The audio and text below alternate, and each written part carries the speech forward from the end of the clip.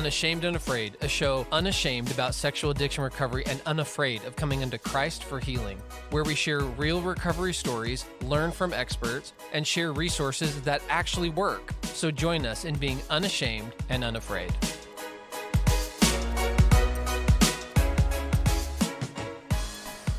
Chris, back at it again. We're making it happen. Hey, matching shirts. It's a good-looking shirt. Where'd you get it? Chris, I was going to ask you the same thing. I got it at unashamedunafraid.com. Have you heard of Unashamed and Afraid before? I have. But turns out it's a non-profit where by buying a t-shirt, I donate to help others in recovery. Not just like into the ether does my money go, but I actually help contribute to scholarships of real recovery resources that others in recovery have found work. Wait, it doesn't go to my salary? Chris, you don't get a salary. Oh, that's Neither right. do I. It's free. We just do this for free because we want to help people. Because others have helped us. Absolutely. And Chris, if I wanted to share this message of hope, maybe I should give it 5 stars on iTunes and tell my friends. Share it with everybody. And I'm not on social media, but you are, Chris, so you could follow this at Unashamed and Afraid. I do. I will follow you and let everybody else know to follow you by posting it in my stories. And this is how you gaslight people into a movement. No, just kidding. Welcome to Unashamed and Afraid. Got the intro. We're talking about it. And we're here with Jennifer. Jennifer, what's happening? I'm just here, ready to tell my story. Amen. Awesome. Now, Jennifer, tell me about this bracelet that I'm wearing. Oh. Not the Heat Greater Than I one, although that's great. Not the Warrior Heart one. Everyone go to Warrior Heart. The other one. The other one. That's something that I gave your daughter because she made friendship bracelets for all of us over in Hawaii at the intensive that I went to. And I've stolen it because, do you notice the colors? Were you aware of this when you made it? No. It just so happens to be the colors of Unashamed and Afraid. Yeah. And that's what Chris would call a love note.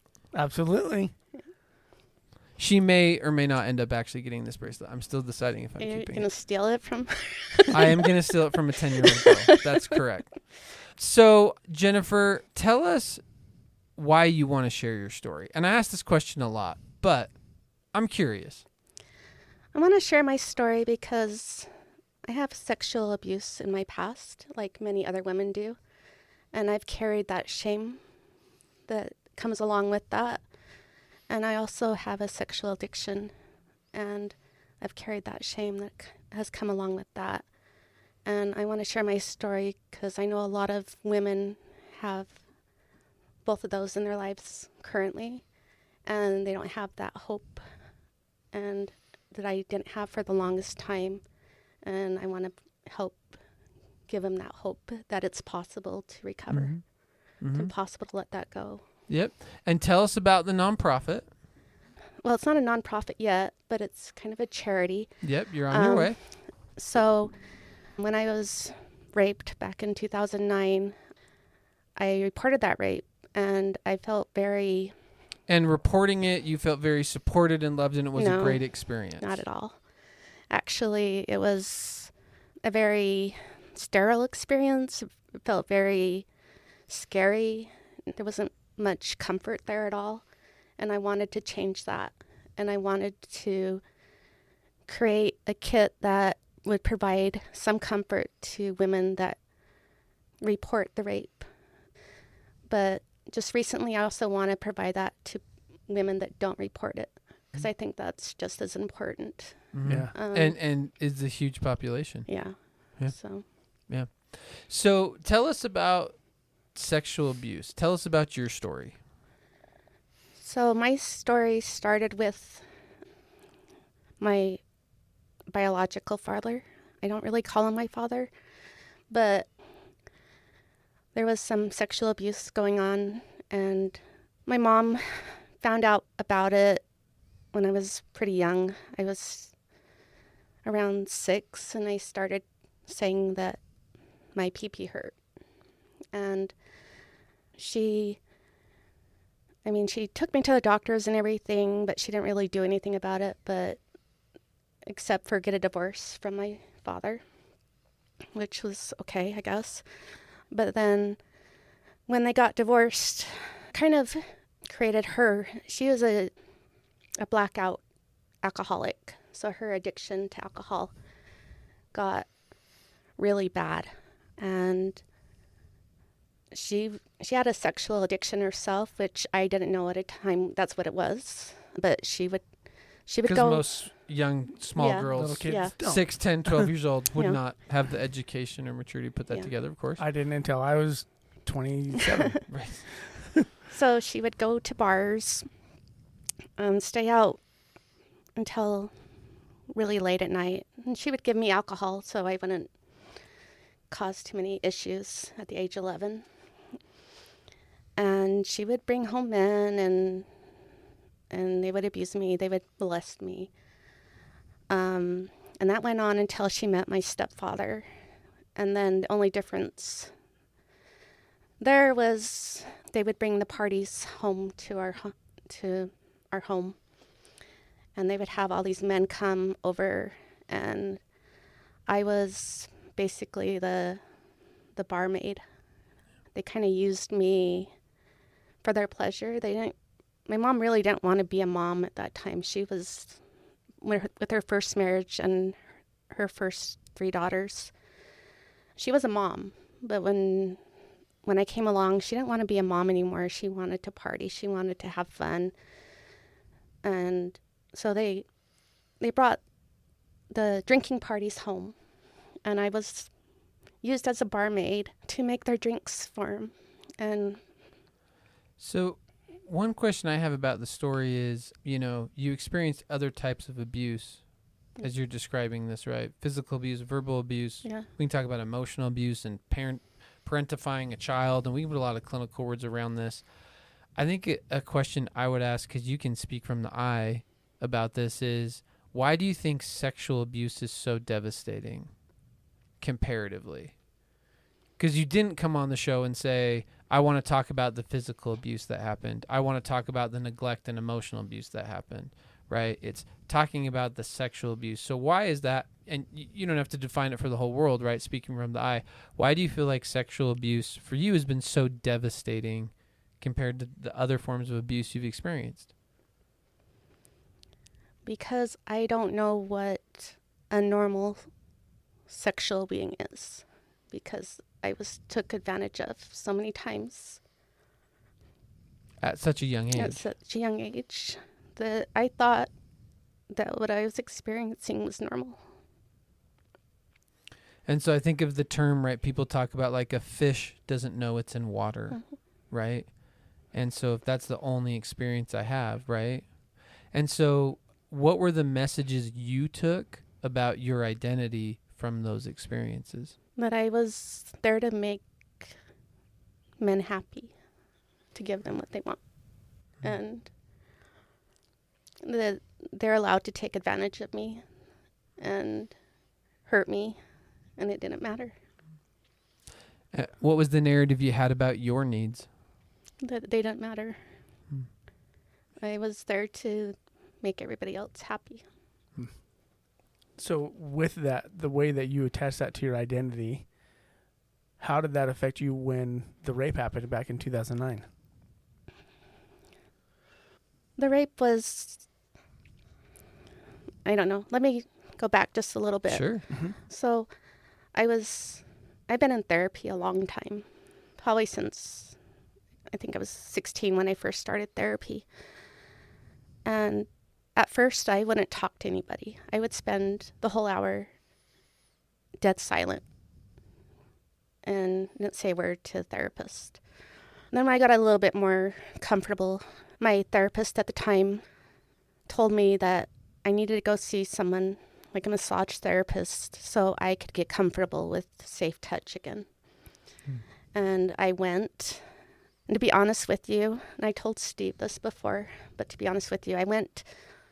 There was part of me that I think wanted to feel loved, that maybe if something sexual happened, it wouldn't be that bad.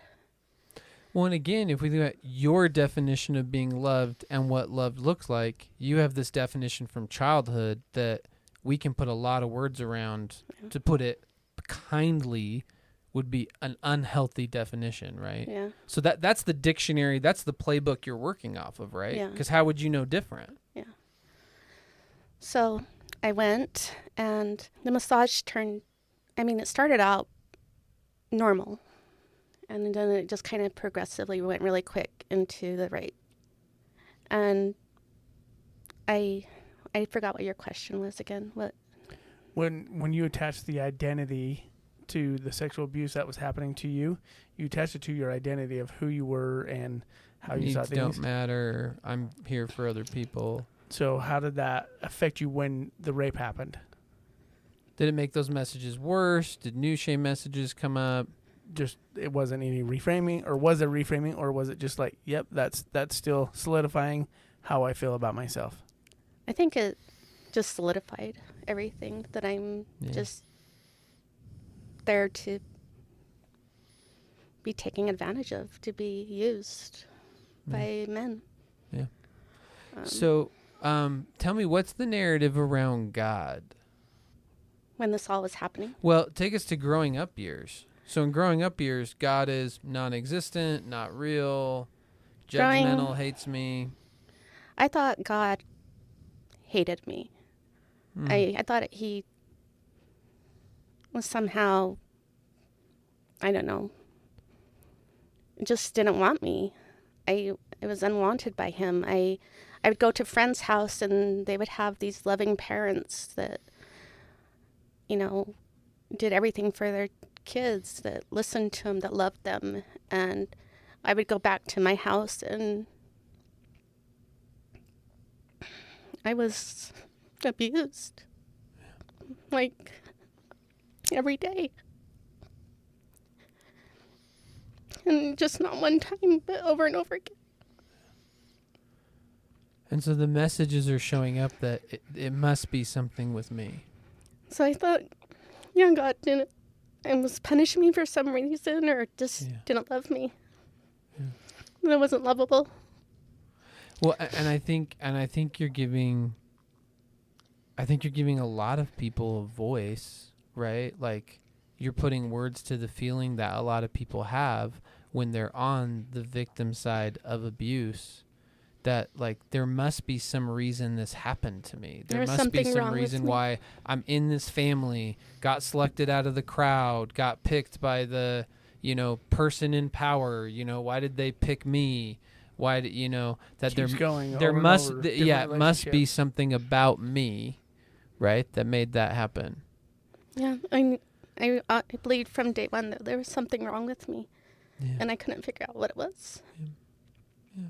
Yeah. And tell me if you feel, because this is one of the reasons why I think sexual abuse is so damaging, is our sexuality is so core to our identity and how we express intimacy and connection, that when that gets damaged, the return on investment is huge, right? Yeah. Like, the ripple effect that happens is huge. Yeah. So tell us about how addiction entered the story for you. So masturbation started really early, like when I was 6. And I think it was just a learned behavior. Totally. What we don't repair, we repeat, as we say in therapy land. Yeah. And it went on, but the porn addiction didn't come on until a lot later, like when I was 13. And it started off pretty innocently by just watching movies and the sex part of the movie. Mm-hmm. And then when the rape happened, it really started, the porn addiction started, where I was watching violent porn. And I was watching it a lot. I was watching it daily. And it wasn't because I wanted to have an orgasm or I wanted to feel good. It was because I wanted to hurt myself. You felt you deserved that. I feel like I deserved it. And I wanted to punish myself. And the reason I kind of felt that way, because I was shamed by not only the public when this happened, but I was shamed by my own bishop. And he was supposedly the mouthpiece of God. Right. And so I felt like that was coming straight from God. it fit the narrative that you Yeah. had of God from childhood, and that you're the problem. And and so tell me how. So I know the experience of being someone who's using porn for all the reasons, and our experience is different in a lot of ways because we're unique individuals. But also tell me about like the shame experience as a woman, because as a man, it's for sure you should not be doing this. This is really bad. But then there's this like cultural overtone of like, well, boys will be boys, so of course you're super into sex, right? So there's kind of this like, we all know all the men are doing it in the back room, right? So there's the already layer of shame of it's bad. You get to join me in the it's bad, you're bad narrative. Mm-hmm. But then there's this whole other layer of shame, in my opinion, because you're a woman. And I don't know if that was your experience or not, or you can tell us. Yeah, I didn't tell anybody about it until I came to Accepted. Mm-hmm. I did not tell anybody about my porn addiction. Not my bishop, not any friends, not anybody. I was totally, I'm going to keep this a secret. I've already been shamed so much that I didn't want give someone that power to shame me again. Yeah, and you were open and about I was other doing things. it myself anyway. I was shaming myself anyway. I didn't. Yeah. I didn't need someone else. You didn't to do need it. help. You were doing a good enough job on my own. I do not need anyone's help in the shame department. Yeah. So what were the shame messages around the addictive behavior for you? It just gave me another reason that God hated me, because I was doing something that he didn't like. He didn't. I wasn't pure. It wasn't something I was supposed to be doing. It was bad, and I felt dirty because of it, and I was like, just nobody was going to want to have anything to do with me, and there was no way I was going to tell any authority figure about it, like my bishop, after what happened. I'm really hard on bishops. I'm really hard on authority figures. They make a mistake, I point it out. You've had some harm. Yeah. You've got there's some wounding there. So you got a story with that, right? Yeah. So I was just, I thought it was bad. I thought it was just another reason that God didn't love me, I guess. Mm-hmm. Yeah. And I think the other question I would ask, because again, because we have you here, I'm like, Jennifer can speak from the eye. There's a bunch of things I can't say or talk about that you can say, right? Another question I would ask is, I think a lot of people have a narrative, or we've had other women. I remember when we had Cassie on the show talking about, like the layer of shame, like why would I be looking at violent porn, or why, right? So clinically would make the connection. You can say if this is true for you, of like that. It's a reenactment of the experiences you had, right? Like you say, like it wasn't about orgasm. It wasn't about the stimulant. It was about, this is what I know. Yeah. Because I think there's a lot of women out there who haven't connected the dots of the shame story yet, that are like, not only am I looking at porn as if that's not bad enough, I'm looking at super screwed up, dark, messed up, porn. And so nod in your head, yes, but tell me your thoughts on that. Yeah. I mean, that's exactly what it is. My experience with sexuality of any kind has been forced. It hasn't been consensual. Yeah. It's all been, let me use you for my pleasure kind of thing. Mm-hmm. And I didn't want any of it. And now I got to the point where I couldn't date because I was so scared that it was going to turn out badly. Right. And yeah. Will turn out violently. Violently, yeah. A bad date is one thing, right? Yeah. But yeah, for sure. So tell us, the way I was thinking is, we say on the show all the time, like people don't change when they hit rock bottom, they change when they have hope for better. So when did the light start to come in? When did you start to experience, hey, wait a minute, I think this can be differently? When did the light start to come into that shame narrative for you? Because you've been going to therapy since you were 16, right? Mm-hmm. Yeah. So I came to Accepted. I'm sure you don't know anything about that place, but I've heard about it. But anyway, I came to Accepted, and Actually, Chris was the first person that I told about my porn use. Yeah. And it was really hard for me. It was really embarrassing. And Chris was really bold about it. And I'm like, okay. I was really bold about being open about it. Yes, Yes. about being open about it and stuff. And I started learning things that I could do to not use that coping mechanism to deal with my pain. And I started working through some of the pain from the rape and from the sexual abuse that I had as a child. And I noticed that the more I let myself feel my feelings, because at first I was trying to be in control of everything. Yeah. I wasn't going to let myself feel anything because I was trying to control, and I think I was trying to control Chris. And I didn't know I was trying to do that at first, but I was doing it. But the more I let myself feel my feelings, the less desire or the less temptation I had to use the porn, I guess. Mm-hmm. Because I was letting all that pent up emotion that I had inside of me for, I don't know, years come out. Yeah. Right. And once that came out, I didn't have a use for the porn anymore. Yeah. Because, Let go of that shame. yeah, you let were going of carrying. the shame. So, Well, and I think what you're saying is, because I'm imagining people listening and they're like, yeah, okay, whatever. So I'll just feel my feels and I won't look at porn anymore. Thanks, Jennifer. Yeah, right. Give me the actual secret sauce. But I think what you're saying, I would use the words as it's simple. It's not easy. Super hard. It's simple. I think you've laid out how to do recovery probably as good as I've ever heard it. Like, don't go to that and actually feel your feelings. So how did you do that? Therapy, sure, therapy is a great help in doing that, but kind of internally your process, like what were the things that shifted for someone listening that's like, how did you go from someone who's avoid feeling the feelings at all cost to allowing yourself to feel the feelings?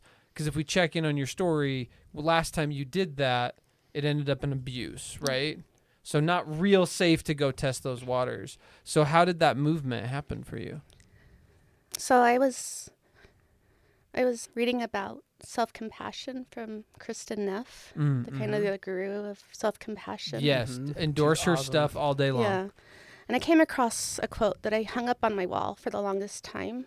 And I'm just going to read it. It's by Kristen Neff. It says, self-compassion is not self-pity, poor me, I shouldn't feel this bad, or irresponsibility, I messed up, so who cares, or even self-esteem, as long as I succeed, I feel good. It's about recognizing that feeling down or being imperfect is part of the human experience and mindfully refraining from judging yourself. And I was my hardest critic. I was the hardest judge of myself. And learning to let go of that judgment piece and having some compassion for myself and realizing that, yes, I am human. I'm going to make mistakes. And so is everybody else. And it's not going to be a perfect, process. That things started going very much more smoothly. And I was able to let go of some of that control that I felt like I needed to have all the time. So how did you still establish safety for yourself? Because as someone, right, identifying recovery and had been in that experience, like, again, sounds simple, easy, not so much. So what did you do, or what are you doing in your life now, right, that you started to establish enough safety for yourself to set down some of the control? So I went to the Hawaii intensive, and that forced me, I think, to let go of some of that control. Intensive experience, to paint it into context. Yes. Yep. Men and women. Yes. Which to you, that was a huge thing, right? To be in a group, to be open, vulnerable in a group with men and women, that was a big thing for you. Yeah. So, and I fought the phone thing, because I felt like I can't go all the way to Hawaii and not have my phone, because that was my safe thing. That was my safety was in that phone. And you guys were telling me, well, you got to leave your phone behind. And I fought that. I remember our conversation. Sure do. I fought that tooth and nail. But once I got there, and I was praying about it before I went a lot. And once I got there, I wanted to really have a healing experience. I wanted this to help. I wanted to feel like I was whole again. And so I really wanted to kind of go by the guidelines and let some of that control go. And so I did. I let the phone go. 100% in. Yeah, and I decided I was going to be 100% in. And that was probably one of the hardest things I had to do, because I didn't feel safe at first. And letting that phone go, it made me feel even more unsafe. And I got there and I'm like, okay, I'm here. Now what? Accurate. So be present is the first golden nugget. Yeah. But after, a day or two in the intensive, you had me sit with 3 guys on my first time having dinner. And I thought that was so mean of you. I'm like, you're making me sit by 3 men in a restaurant by myself with 3 men.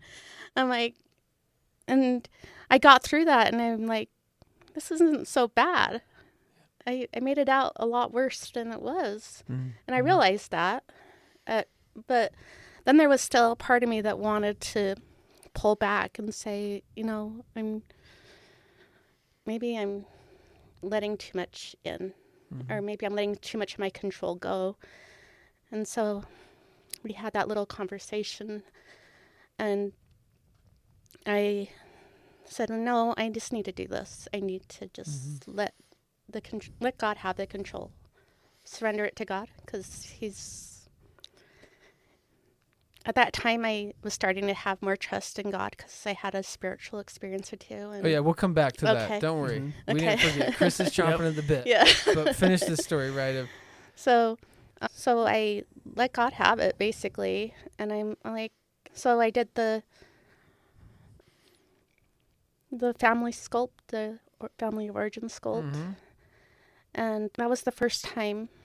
And you guys always say, I don't know how you guys put it, but you bend time and space, and you're able to heal. Trauma healing. Yeah. I never believed that until I actually did that family sculpt. So didn't believe in trauma healing. Mm-hmm. So I didn't believe that it was possible to bend time and space, and believe that it could actually happen, that I could actually be healed. And I literally felt like there was a shift inside of me when I did that family sculpt. And I literally felt different. I did feel healed. And I believe I was healed from a lot of the sexual abuse that happened in my past, just by doing that one sculpt. I never had that strong of an experience, though. It was like, I literally felt a shift inside of me. So I know that healing is possible because of that. Preach. Yeah. I think it's really cool, because you let fear control so much of you your whole life, right? Control relationships, control you in so many ways. And I always explain fear is false evidence appearing real.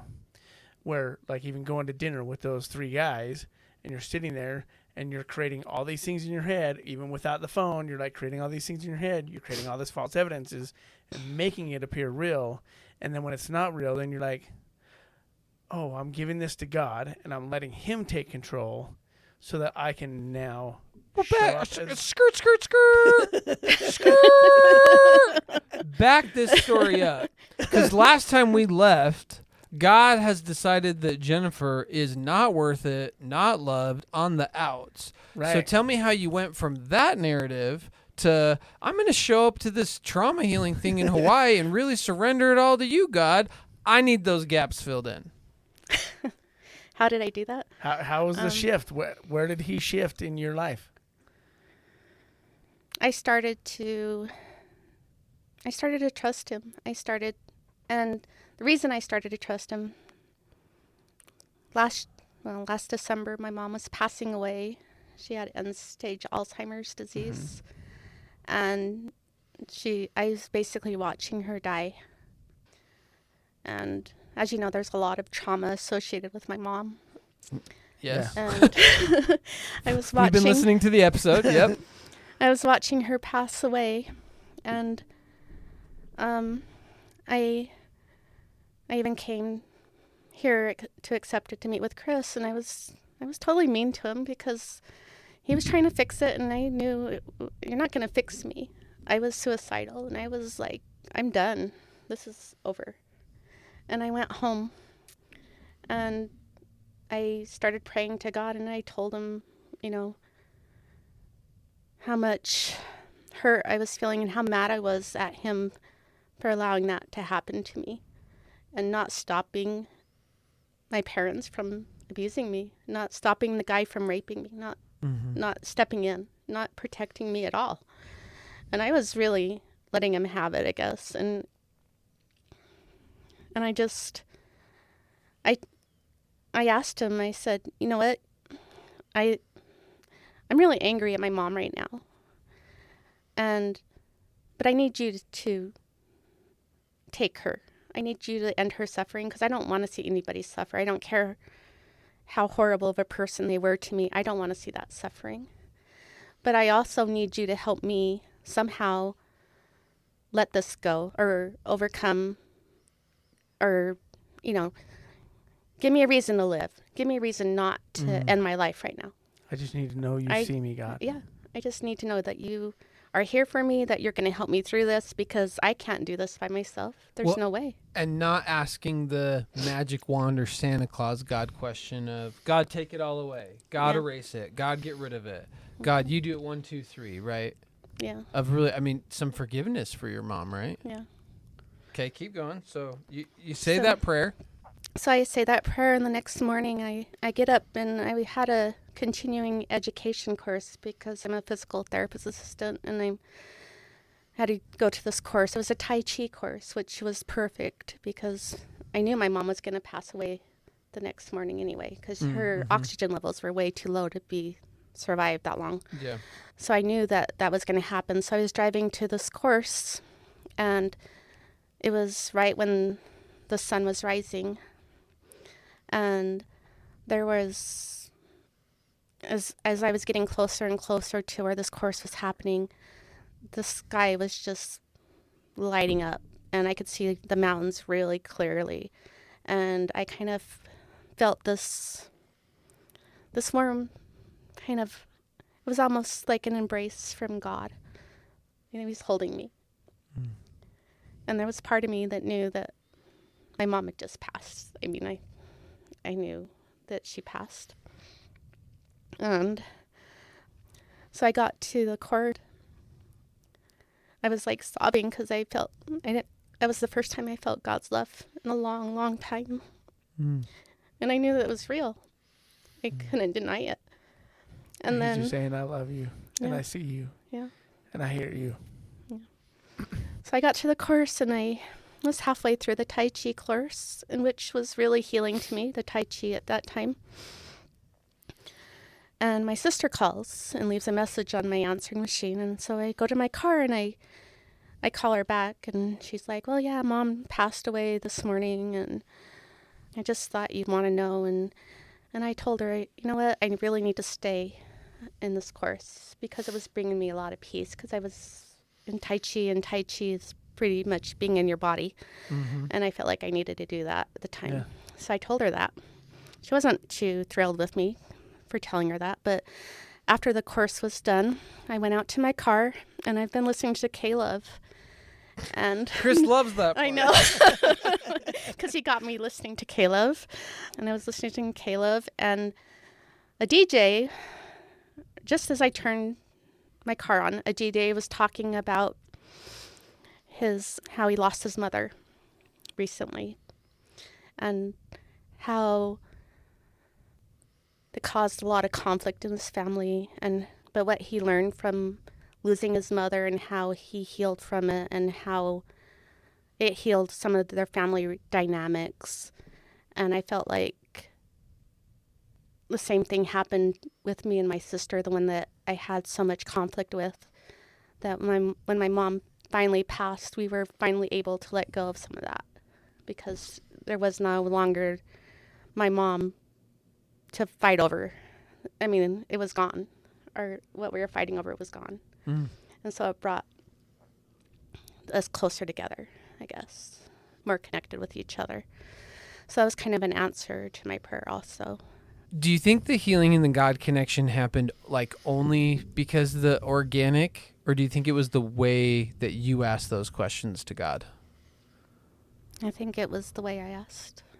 Because what changed to the way you were asking before? We want the secret sauce. Because if I asked him to do certain things, to have that spiritual experience, I don't think it would have happened. But because I left it up to him, I'm like, I need this healing, and I don't even care how you do it. I need you to help me so I have reason to live. And so he had a whole spectrum of a way that he could do it. Yeah. But also... you mean it could happen his way instead of the control way that you wanted to control it? Yeah, definitely. Yeah, because I like to control everything. So,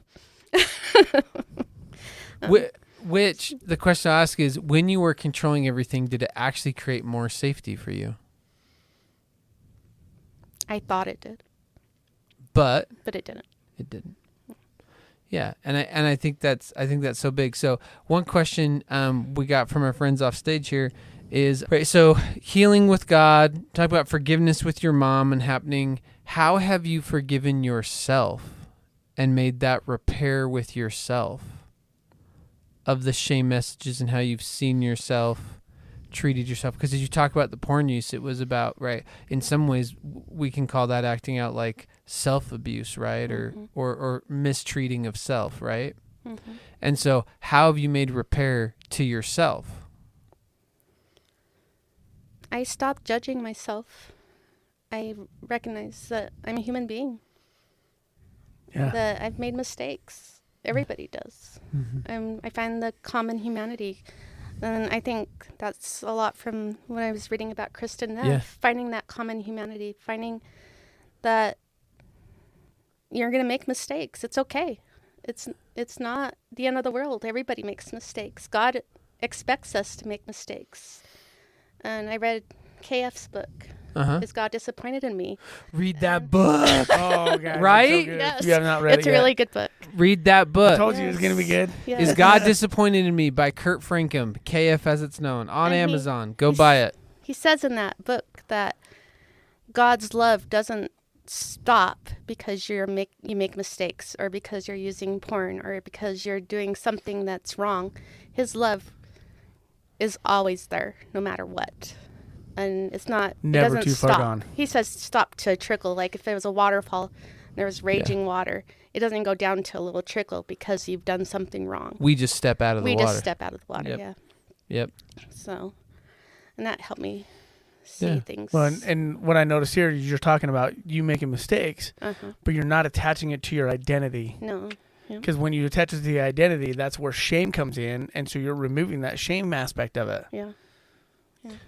Well, and a read between the lines I want to bring up is, as we're running out of time in this episode, is what I want to bring up is what you haven't said out loud. I'm going to name is you. It seems in ways you quit doing it alone. You quit doing it in isolation, right? Chris is the first person I actually shared the story with, right? I went to this group thing, right? I started talking to God in a different way that allowed it to open up to how he wanted to have it happen and connect. Yeah, definitely. What's the others that you're not telling us, Jennifer? The secret sauce things. I learned a new way to journal. And I learned it from this book. As Steve would say. Do tell. Do tell. It's mindfully compassionate basically journaling. So what you're doing is first of all, you're telling your experience, any experience mindfully that you had. So you're telling the feelings you're having, what happened, and you're just telling it non-judgmentally, just at a space, like if something, here, let me give you an facts example. of it. The facts of it. Yeah. And I wrote something down of one of my journals. I was afraid that I wasn't making progress after having flashbacks of the rape, followed by panic attacks, feeling like I'm wasting others' time and who are trying to help me. So that was just a recent experience. That's the mindfulness. That's naming what's really there. Yes. Not watering it down, not blowing it up. Yeah. Just, okay. Love and it. And then the common humanity part, which she talks about. So writing what other people in the world have in common with that. And I put having flashbacks and even panic attacks is normal after a traumatic experience. Everyone is different on how long it takes to manage those experiences and to work through trauma, basically. Mm-hmm. So, and the last part of the journaling that she has you do is to write some words of self-kindness. Mm-hmm. And I put, it's okay to struggle while working through trauma. I can be kind and show myself some self-compassion as I work through my trauma. I can take as long as I need to heal, and people will understand. So. Love that. Awesome. Yeah. Love that. So Jennifer, as we wrap the episode here, as your story's out here, you've been so vulnerable and shared. What happened? What's worked?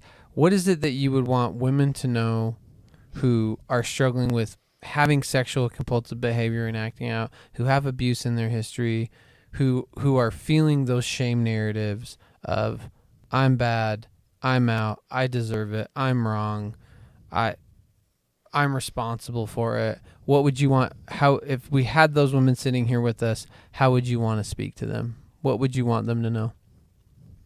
I think, first of all, I would want them to know that, number one, is it's not their fault. Even the porn use is not their fault.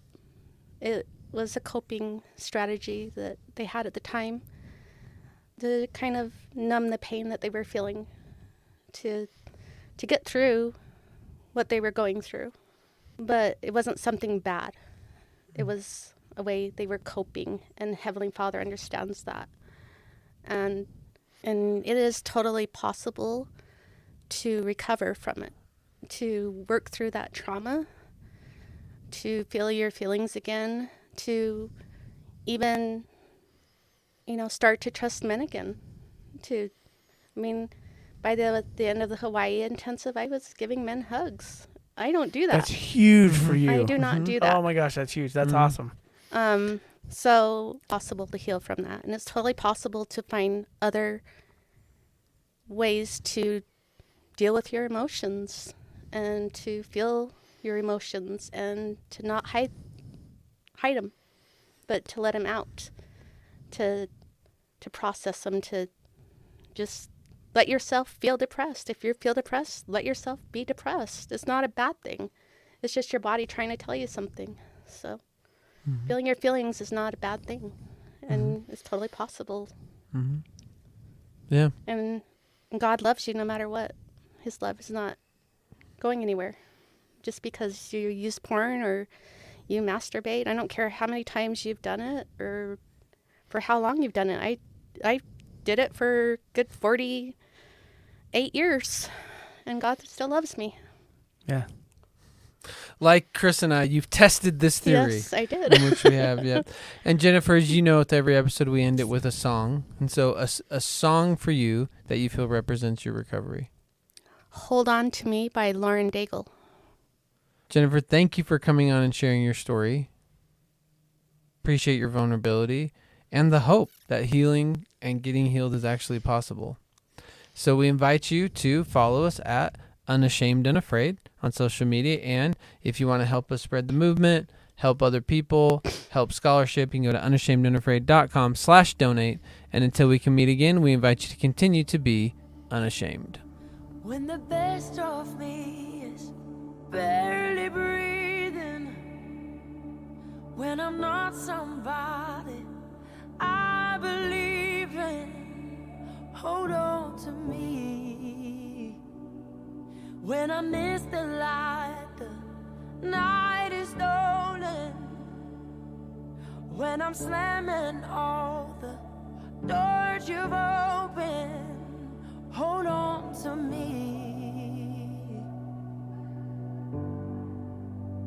Hold on to me. Hold on to me when it's too dark to see you. When I am sure I have reached the end.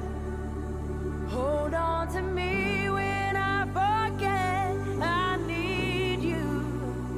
When I let go, hold me again. When I don't feel like I'm worth defending. When I'm tired of my pretending, hold on to me. When I start to break in desperation, underneath the weight of expectation, hold on to me.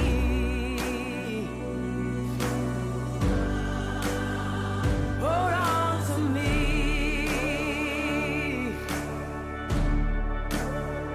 Hold on to me when it's too dark to see you. When I am sure I've reached the end. Hold on to me when I forget I need you. When I let go, hold me again.